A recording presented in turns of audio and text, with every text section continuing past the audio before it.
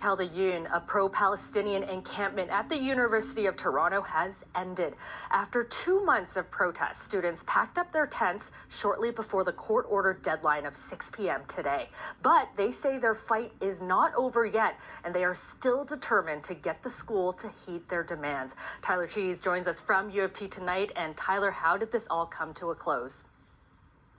Yeah, Kelda, it's been a pretty intense day. I was out here 24 hours ago, just after that court order came down, and we really had no idea what was going to happen today. However, in the end, the students did leave peacefully, but not without having their voices heard first. Let us be clear. The University of Toronto will disclose its investments, divest from companies profiting from Palestinian suffering.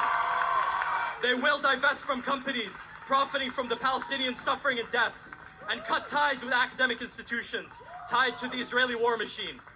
The question is not if, but when. At its height, the encampment at UofT was home to around 200 tents. Now it's basically back to the same plain stretch of grass with light patches showing where those tents once stood.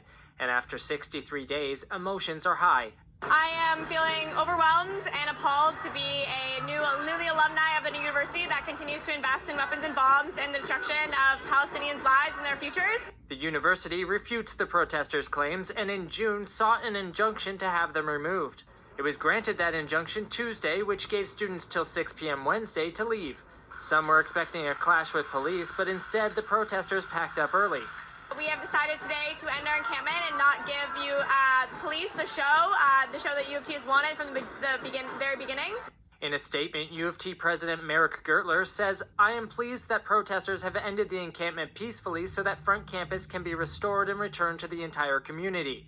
Members of our community continue to be free to exercise their right to free speech and lawful protest at the University of Toronto." And that's just what they did.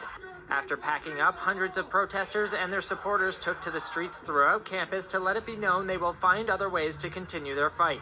Meanwhile, some Jewish students and faculty came together at the now empty site of the encampment. It's nice to be Jewish again on campus because I know that me and other peers, other Jewish students here at UofT, they have been scared to be openly Jewish. They have been scared to wear the Magen David, the David Star. They have been scared to wear the kippah.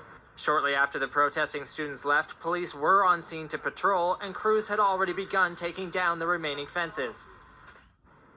Now, the overall message we've received from students is that they do plan to return to protest, and that's allowed under the injunction just as long as they do it within daytime hours and don't set up camp again. But Kelda, for right now, it's pretty quiet around here. Yeah, thanks so much for this, Tyler. Our Tyler Cheese live for us at UofT tonight.